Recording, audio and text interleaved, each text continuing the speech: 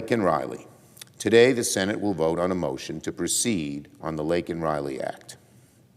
The Senate invoked cloture on this bill last week with a strong bipartisan vote. As I said last week, Democrats want to have a robust debate where we can offer amendments and improve this bill. This issue is very important. Americans deserve for us to debate the issue seriously, including by considering amendments from the Democratic side. We're going to ask our Republican colleagues to allow for debate and votes on amendments. I hope my Republican colleagues will allow for it. And finally, on the January 6 pardons, it's not finally, next to finally, Donald Trump has promised to spend the first hour of his presidency pardoning the violent mob which stormed the Capitol and attacked our police officers on January 6th. Instead of focusing on helping working families or lowering health care costs or making life better for the American people, Donald Trump's very first priority seems to be pardoning the January 6 rioters.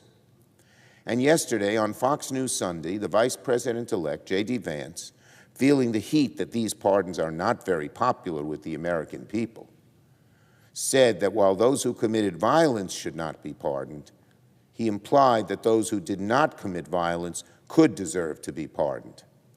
The people who invaded the Capitol on January 6th, whether they committed violence or not, should not be pardoned. They unlawfully broke into the Capitol to stop the peaceful transfer of power. What they did is a serious crime. There's no gray area here.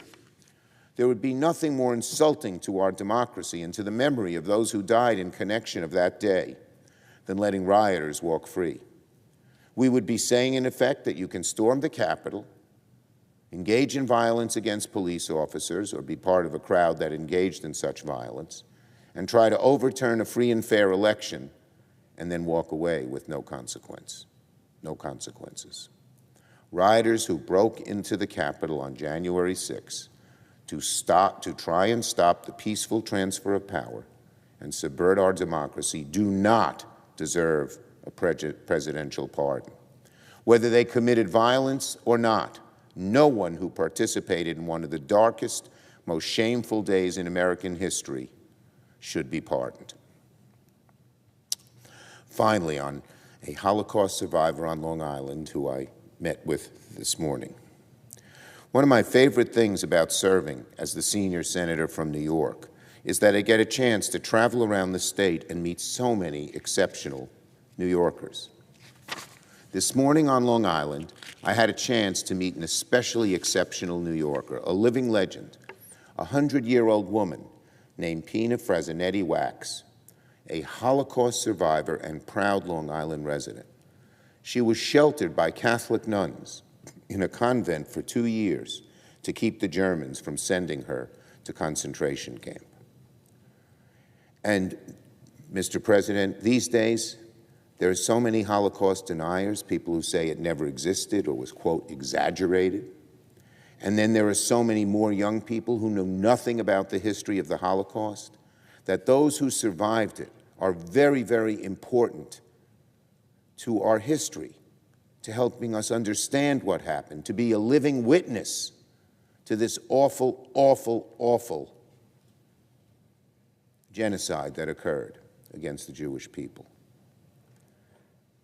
Miss Wax is such a survivor. She combined her 100th birthday with constantly reminding people of the horrors of Nazi Germany and what was done to the Jewish people.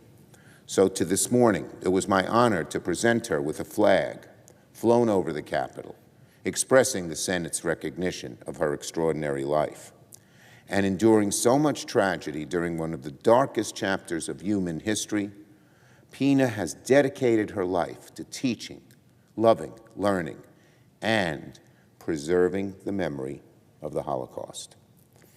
And even at 100 years old, she's showing no signs of slowing down. She's whip smart, as energetic as ever, and still going very, very strong. People like her give all of us hope that in the end, compassion and courage will always endure over hatred and fear. Always. Long Island's lucky to have her. New York is proud to call her one of our own, and the world is much better off because of her. I yield the floor.